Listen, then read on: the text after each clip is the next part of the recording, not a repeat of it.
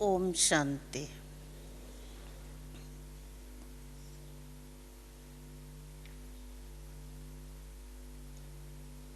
हम सभी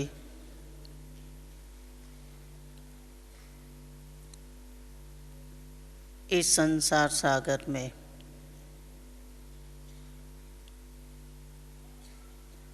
चक्कर लगाते लगाते भटक रहे थे। बाबा ने हम सभी बच्चों को अपना बनाया तो सबसे पहले स्वयं की पहचान दी कि बच्चे आप स्वयं को पहचानो कि आप कौन हैं। आप कोई साधारण आत्मा नहीं, परंतु सर्वशक्तिवान के बच्चे हो। इस स्वामान में आओ। देह नहीं हो, आत्मा हो। जैसे एक राजा का बच्चा कुछ भेड़ियों के चक्कर में आकर उनके साथ खेलते खेलते वह भूल गया कि मैं राजकुमार हूँ। इसी प्रकार उसे स्मृति बार बार दिलाई गई कि आप तो राजकुमार हैं। तब उसको स्मृति आई कि मैं भेड़िया नहीं, परंतु मैं राजकुमार हूँ। इसी प्रकार बाबा हम बच्चों को बार बार स्मृति दिला रहा है कि बच्चे, इस साधारण दुनिया में रहते रहते आप बच्चे भी अपने आप को भूल गए हो कि मैं कौन हूँ। बाबा बार बार याद दिलाते कि बच्चे, तुम शरीर नहीं हो, तुम तो शरीर से न्यारी एक ज्योति बिंदु आत्मा हो। और वो भी आत्मा साधारण आत्मा नहीं, परंतु सर्वशक्तिवान के बच्चे मास्टर सर्वशक्तिवान हो। शांति सागर के बच्चे मास्टर शांति स्वरूप हो। ज्ञान सागर के बच्चे मास्टर ज्ञान स्वरूप हो। बार बार बाबा हमें अपने स्वरूप की स्मृति दिलाते हैं, परंतु सारा दिन कर्तव्य करते करते कर्म क्षेत्र पर हम भूल जाते हैं कि हम आत्मा हैं, और आत्मिक रूप को भी भूलकर अपने आप को एक साधारण आत्मा समझने लगते हैं। कई बार आप देखते हैं बाबा के बहुत से बच्चे ये भी भूल जाते कि हम ब्राह्मण हैं।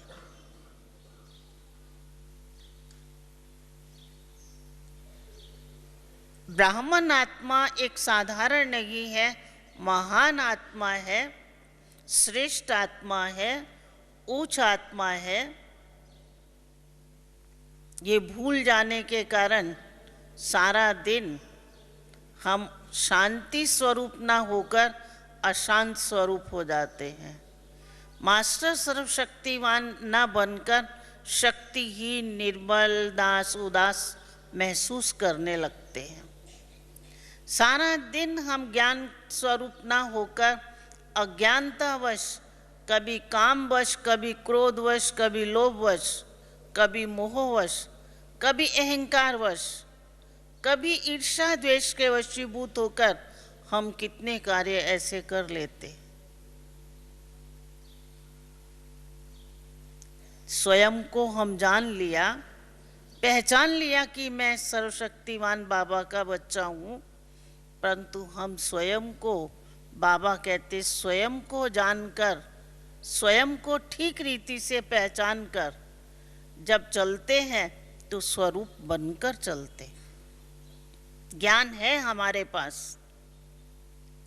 परंतु जब भूल जाते हैं तो ज्ञान स्वरूप ना बनकर जब हम कर्म करते हैं या संकल्प करते हैं या बोलते हैं या व्यवहार करते हैं, तो हम अनेक प्रकार के उतार चढ़ाव के कर लेते हैं।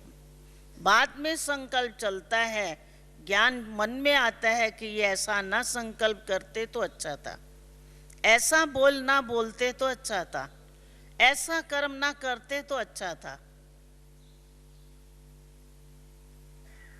क्योंकि हम वो स्वरूप पहचान कर नहीं चलते कि मैं ब्राह्मण आत्मा हूं, साधारण आत्मा नहीं। स्वयं को ज्ञान है, परंतु वो ज्ञान का स्वरूप बनकर नहीं चले, इसलिए जैसा तैसा सोच लिया, जैसा तैसा बोल लिया, जैसा तैसा कर्म कर लिया, जैसा तैसा भी व्यवहार कर लिया, फिर बाद में हम पश्चाताप करते। तो इसको स्वयं को पहचानना नहीं कहते। अगर हमने स्वयं को पहचान लिया तो हम यथार्थ रीति से पहचान कर संकल्प करेंगे, शुभ संकल्प, श्रेष्ठ संकल्प।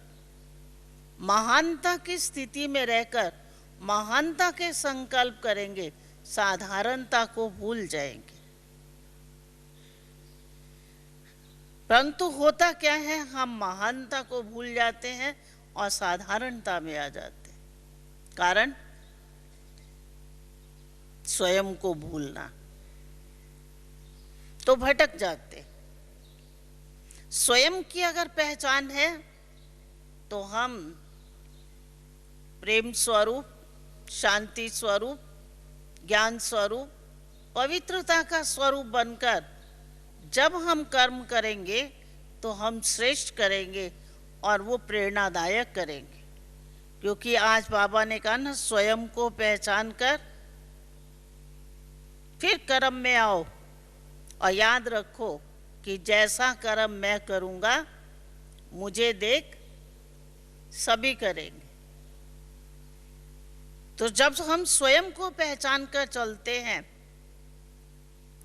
तो लक्ष्य आता है सामने कि मैं कौन हूं, किसकी संतान हूं और मुझे क्या डायरेक्शन मिला है, मुझे मामा का क्या आदेश मिला है, और आदेश अनुसार मुझे चलना है, करना है, रहना है। क्योंकि मैं साधारण नहीं। जैसे आप देखते हैं कोई साधारण व्यक्ति है, वो साधारण रीति से चलता है, बोलता है, रहता है, कर्म करता है, और किसी को अपनी पोजीशन याद रहती है कि मैं डॉक्टर हूँ, मैं बैरिस्टर हूँ, मैं इंजीनियर हूँ, या मैं सेठ साहूकार हूँ। वो देखो उसके चाल में, व्यवहार में, बोलचाल में पता लग जाता है कि ये कोई विशेष व्यक्ति है। क्योंकि वो स्वयं को हर घड़ी उस कॉन्शियस में चलता है कि मैं तो डॉक्टर हूँ, यानी इन सभी व्यक्तियों में से मैं सुपर हूँ, मैं सेठ साहूकार हूँ। मैं उस पोजीशन में चलेगा कि नहीं, मैं साधारण नहीं हूँ, मैं तो फलाना हूँ। तो उसके स्वरूप से मालूम पड़ता है कि ये कोई विशेष है। इसी प्रकार हमें जब याद रहेगा कि मैं बाबा का बच्चा हूँ, साधारण आत्मा नहीं हूँ, तो बाबा ने कहा वो अव्यक्त स्थिति में चलेगा, रूहानियत के नशे में चलेगा। उसकी चाल चलन, बोल चाल से, व्यवहार से मालूम पड़ेगा ये साधारण नहीं, ये महान आत्मा है। क्योंकि हर समय हमें याद है कि मैं महान हूँ, मैं श्रेष्ठ हूँ, मैं ऊंच हूँ, मैं सर्वशक्तिवान बाबा का बच्चा हूँ, शक्तिहीन नहीं हूँ। जब साधारण संकल्प चले तो याद करें कि मैं सर्वशक्तिवान का बच्चा हूँ। बाबा ने मुझे किस पोस्ट पोजीशन पर बिठाया है और मैं क्या सोच रहा हूँ। क्या मेरे लिए ये संकल्प श्रेष्ठ है क्या ये संकल्प मेरे लिए उचित है? जो बोल मैं बोल रहा हूं क्या मेरे लिए उचित है? तो जिससे प्यार होता है उसके लिए वो साधारणता छोड़ देता है। तो जब याद होगा कि मैं कौन हूं और किसका हूं और बाबा को क्या पसंद है और मैं क्या सोच रहा हूं, जब बाबा को पसंद नहीं तो मैं इस प्रकार के संकल्प ना करूं, क्योंकि मैं बाबा सर्वशक्तिवान बाप के साथ इस सृष्टि पर अवतरित हुआ हूं। मेरा अवतरण है। पहला याद रखेगा, मैं सर्वशक्तिवान का बच्चा मास्टर सर्वशक्तिवान हूं। और फिर याद क्या रहेगा, मैं इस सृष्टि पर शिव बाबा के साथ मेरा अवतरण हुआ है। मैं साधारण नहीं। किस लिए अवतरण हुआ? विश्व कल्याण का कार्य करने लिए। तो विश्व कल्याण का प्लानिंग उसकी बुद्धि में होगा और उस अनुसार ही वह विचार करेगा, उसी अनुसार ही वो बोलेगा, उसी अनुसार ही वो कर्म करेगा। आप देखते हैं दो व्यापारी बैठते हैं, वो क्या बातचीत करते हैं? आपस में व्यापार की बातचीत कर। दो डॉक्टर बैठेंगे, वो अपने आप कैसी बात करेंगे? मेडिकल के हिसाब से ही बातचीत करेंगे।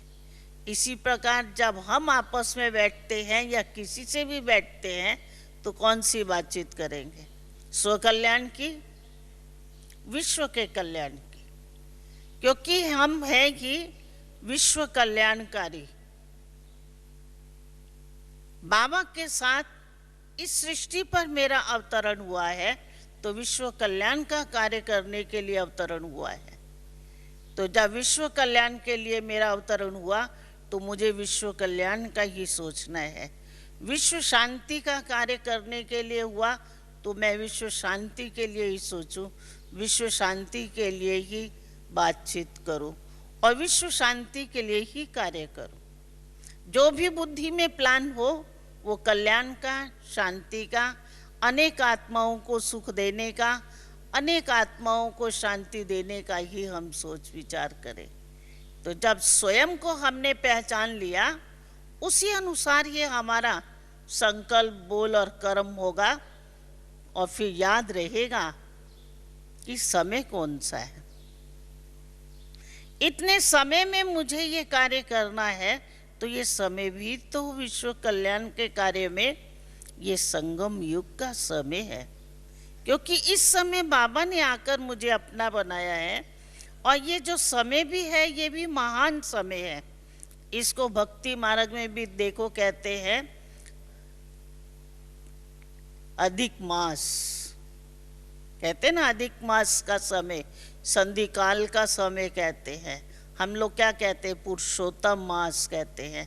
पुरुषोत्तम हम युग कहते, दुनिया पुरुषोत्तम मास कहती है, अधिक मास कहती है, परंतु हम क्या कहते हैं? संगम युग है, पुरुषोत्तम युग है, कल्याणकारी युग है और छोटा सा युग है। बड़ा भी नहीं है, छोटा सा युग है। और इसमें भी बहुत गई, अब थोड़ी रही, थोड़ी की भी थोड़ी घड़ियां हैं और उन थोड़ी घड़ियों में ही हम बाबा के बच्चे बने। हमारा कितना समय बीत गया, स्थापना का कार्य हुए भी कितना समय हुआ। बाबा अभी बच्चों की पालना कर रहे हैं, नॉलेज भी दिया बाबा ने, शिक्षा भी दी, अब बाबा श्रृंगार कर रहा है। कितना थोड़ा सा समय रह गया। इस थोड़े से समय में हमें अपना स्वयं का भी पुरुषार्थ करना है और विश्व कल्याण का कार्य भी करना है। और बाबा का आदेश है, बच्चे संपन्न बनो, सम्मान बनो। संपन्न बनने के लिए भी इशारा दिया है, तो हमें सर्वगुण में संपन्न बनना है, 16 कला संपूर्ण भी बनना है, संपूर्ण निर्विकारी भी बनना है, मर्यादा पुरुषोत्तम भी बनना है। कितने समय में? थोड़े से समय में। इसलिए ये जो अमूल्य समय है, कल्याणकारी समय है, पुरुषोत्तम बनने का समय है, हमें आगे जाने का जो समय मिला है, बहुत थोड़ी सी घड़ियां मिली है। अभी मैं कुछ दिन पहले दादी जी का एक क्लास पढ़ रही थी, जानकी दादी जी का। उसमें दादी जी ने अपना अनुभव सुनाया कि मैं जब ज्ञान में आई, बड़ी दादियों से थोड़ा पीछे आई। कितना टाइम? 1.5 साल बाद। तो कहा मेरे को बहुत पश्चाताप होता था कि मैं इतना समय देरी से आई, अब मैं कैसे गैलअप करूं। तो बाबा से पूछा कि बाबा मैं कैसे इतना आगे जा सकती हूँ, ये दादियाँ तो 1.5 साल पहले समर्पित हुई हैं और इनसे तो मैं पीछे रह जाऊं। तो बाबा ने उनको क्या आदेश दिया? क्या आप एक मुरली को 6 बार पढ़ो। कितनी बार? एक मुरली को आप 6 बार रोज पढ़ो तो आप गैलअप कर सकते हैं। तो दादी ने कहा मैंने सोचा 6 बार ही खाली, मैं 12 बार पढ़ेगी अगर आगे जा सकती हूँ तो। कहा उस समय यज्ञ में 18 घंटा सेवा करते थे।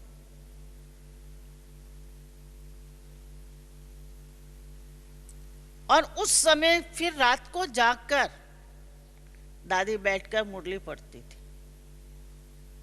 कितनी बार?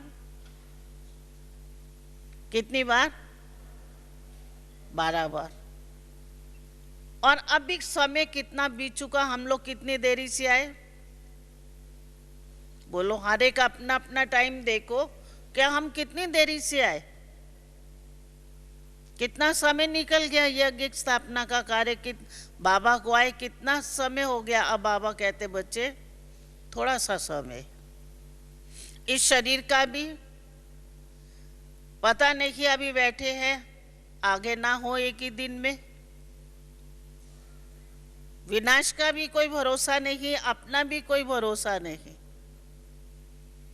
अपने लिए कितना टाइम है देखो, अपने को आगे जाना है, अपने को पुरुषार्थ करना है, और अपने को तो समय कितना दिखाई दे रहा है। कितनी महान आत्माएं हैं मधुबन के अंदर, आप देखते हैं इतने महान आत्माएं हैं, फिर भी आप देखो 2 बजे, 2:30 बजे, 3 बजे बाबा कमरे में जाओ, अपने से ज़्यादा मधुबन निवासी बैठे तपस्या कर रहे हैं, जो दिन भर सेवा में बिजी रहते हैं, फिर भी वो टाइम निकाल कर सुबह 2:30-3 बजे से लेकर तपस्या कर रहे हैं, सेवा भी कर रहे हैं, मुरली भी नोट कर रहे हैं, माइक पर मुरली भी इतनी अटेंशन से सुन रहे और वो भी नोट कर रहे। यानी उनको इतना समय का ज्ञान है, वातावरण इतना सुंदर मिला हुआ है, इतनी सेवा कर रहे हैं, इतना सब कुछ करने के बाद भी कितना अटेंशन है उस अपने पुरुषार्थ पर। और हम समय को देखते हुए, अगर हमारे को समय भी याद नहीं है तो हम गैलअप कर सकते हैं? कर सकते हैं? अभी थोड़े से समय को सोचते हुए, याद करते हुए, समय को पहचानते हुए कि ये इतना बाबा ने कह दिया, संगम युग का जो समय है ये इसको वरदान है, इस समय आप जितना चाहो और जो चाहो वो बन सकते हो, अभी नहीं तो कभी नहीं। इस समय को वरदान है, आप जो लेना चाहते हो सो ले सकते हो। इस समय कोई खजाने को ताला नहीं, चाबी नहीं। जितना ज्ञान लेना चाहते हो ज्ञान लो, जितना गुणों का खजाना लेना चाहते हो गुण लो, जितना वरदान लेना चाहते हो उतने वरदान लो, जितनी शक्तियां लेना चाहते हो उतनी शक्तियां लो, परंतु सच्चे दिल से पुरुषार्थ करके ये थोड़े से समय में कवर कर लो। नहीं तो बाबा ने कहा ना, समय बीत जाने के बाद फिर आप कहेंगे बाबा हमें नहीं मालूम था कि इतनी जल्दी समय बीत जाएगा। बाबा तो बार बार कह रहे समय थोड़ा है, अंतिम घड़ियां हैं। हमें याद है कि एक बार बाबा साकार के सामने मधुबन में भोग लग रहा था, और जिस आत्मा के लिए उस दिन भोग था वह आत्मा संदेशी के तन में आई। मम्मा बाबा दोनों थे, दोनों से दृष्टि ली, आंसू बहाते रहे। बाबा ने बड़ा प्यार किया, कहा बच्चे बाबा कहता था ना पुरुषार्थ कर लो। क्या याद दिलाया बाबा ने? बाबा कहता था ना पुरुषार्थ कर लो। देखो आंसू बहाने पड़ते हैं ना समय बीत जाने के बाद, बच्चे कुछ नहीं। एक परिवार था, उसने कहा कि मेरा तो कोई नहीं है, मैं अकेला हूँ, हम दो अकेले हैं, बाबा के बच्चे हैं, हमारा सब सफल हो जाए।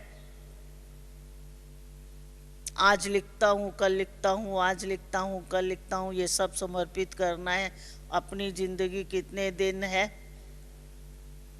परंतु बाहर गया, कागज हाथ में, अचानक उसका एक्सीडेंट हुआ, शरीर छोड़ दिया। भाई बहनों ने उसका भोग लगाया बाबा के पास। वो कहे कि बाबा अभी मेरे को कागज दो, मुझे नीचे भेजो, मैं साइन करके आता। बाबा ने कहा बच्चे जीते जी का हिसाब है,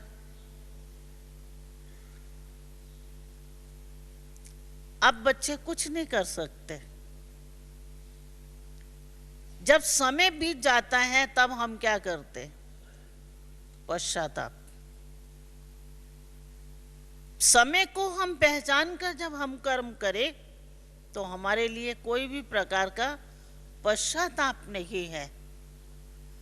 आज और कल जब हम सोचते हैं, वर्णन भी कर लेते, आज नहीं ये कार्य कल करेंगे, पुरुषार्थ आज नहीं कल से ये पुरुषार्थ करेंगे। कल किसकी आई है? जो हमारी आएगी।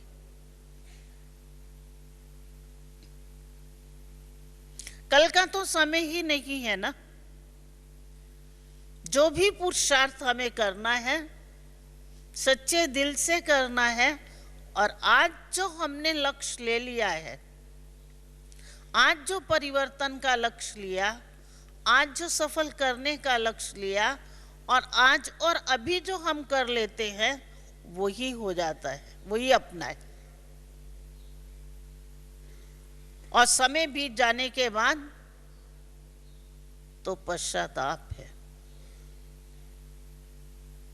तो बाबा कहते हैं बहुत गई थोड़ी रही, अब थोड़ी की भी थोड़ी घड़ियां हैं, इसको हम जानकर पहचान कर अपने समय को सफल करें। इसलिए बाबा ने कहा स्वयं को पहचानो।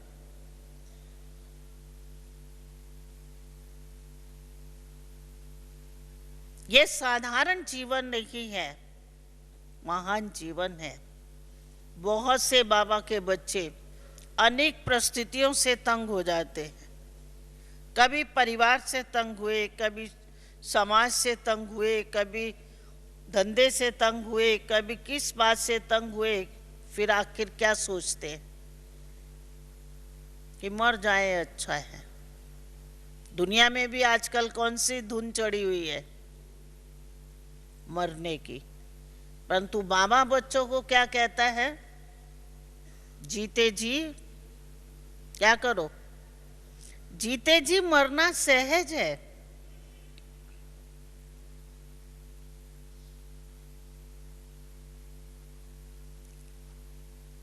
दुनिया तो शरीर से क्या करती है? शरीर को खत्म कर देती है, पर क्या मिलता है उन्हें? परंतु उनको पहचान नहीं, हमें पहचान है कि ये जो घड़ियां हैं, ये जो जीवन है,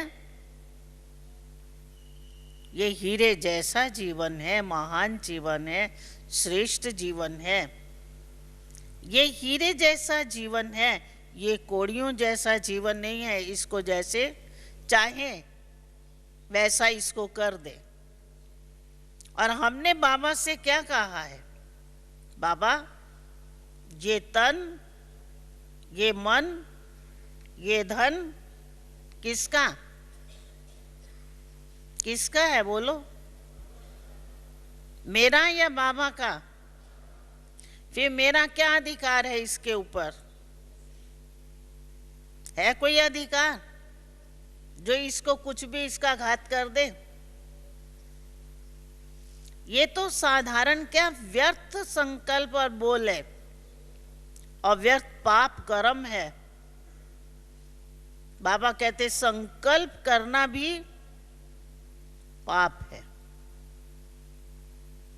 दूसरा, ये जब प्रभु अर्पण कर दिया, इसके बारे में सोचना भी क्या है? पाप है। मेरा नहीं है, ये बाबा का है, तो मैं इसके बारे में क्यों सोचूं? इसको सफल करना है, तन को, मन को, धन को, क्योंकि ये हीरे जैसा जीवन है। और ये जो समय मिला है, इसमें हमें अनेक जन्मों की कमाई करने का मिला है। और जितना इसको सफल करे, समय को वरदान है, एक का पदम गुना हमें प्राप्त होगा।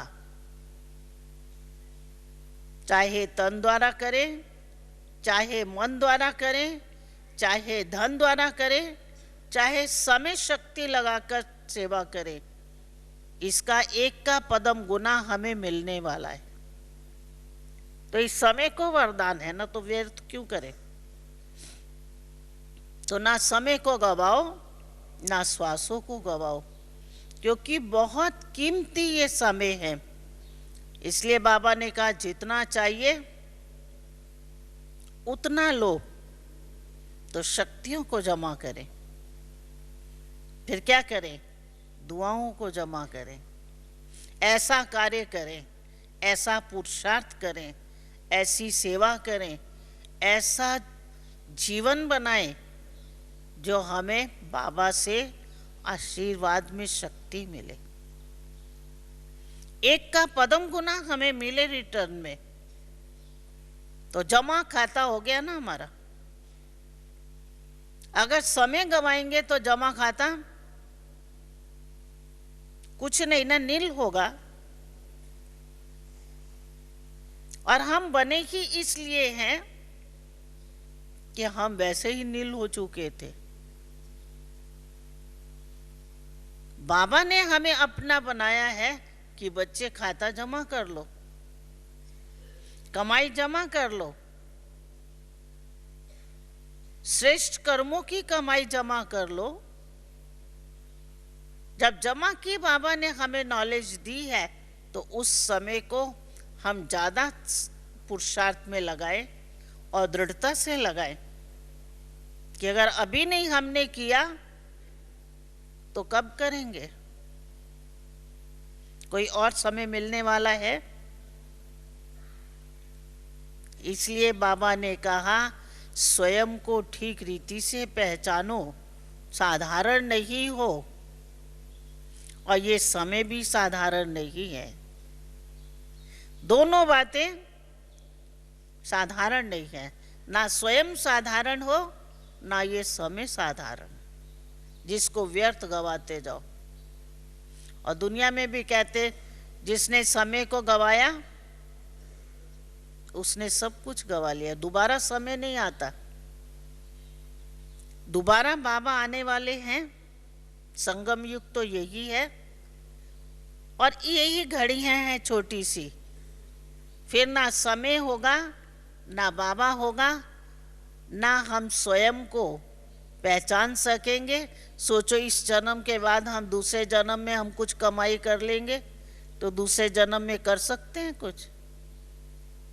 याद होगा? कुछ भी याद नहीं होगा। इसलिए जब अभी हमने स्वयं को पहचाना है तो पहचान करके अपने संकल्प, श्वास और समय को सफल करें और सफलता मूर्त बने। यही बाबा का हम सभी के लिए आदेश है, निर्देश है, आज्ञा है कि बच्चे ये करो। जब करने का आदेश बाबा देता है और समय के अनुसार हम करते हैं पालन उस डायरेक्शन का, तो बाबा साथ साथ शक्ति भी देता है, बल भी देता है, दुआएं भी देता है। यही उसकी आशीर्वाद है। दुनिया में भी आप देखो, कोई लायक बच्चा अपने कहने अनुसार कार्य कर लेता है तो माँ बाप की क्या मिलती है? उसे आशीर्वाद मिलती है ना कि ये कितना लायक है, झट कहा अभी करके दिखा दिया। तो हमें भी बाबा हर घड़ी हमारे समय और शक्ति को देख रहा है कि ये बच्चे कितना संकल्प, श्वास और समय सफल कर रहे हैं, कितना बाबा की आज्ञाओं का पालन कर रहे हैं और बाबा के कहे अनुसार पुरुषार्थ कर रहे हैं। तो बाबा की आशीर्वाद, बाबा की शक्तियाँ, बाबा के दिव्य वरदान वो हमें बल और शक्ति के रूप में मिल जाते। इसलिए इस समय को पहचान कर, स्वयं को पहचान कर अपना समय सफल करते जाएं। यही बाबा का हम बच्चों के लिए आदेश है। समय को नहीं गवाओ। ओम शांति।